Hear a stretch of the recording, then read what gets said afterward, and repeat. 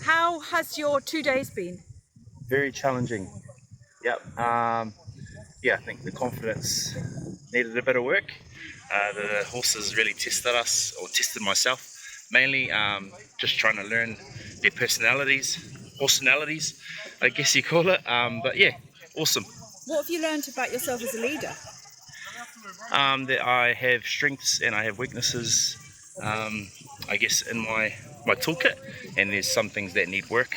Um, for example, um, yeah, knowing how to build proper relationships or strengthening relationships that are already there. So, yeah. How will this program help you overcome, problems at work? How's it going to make you a better leader at work?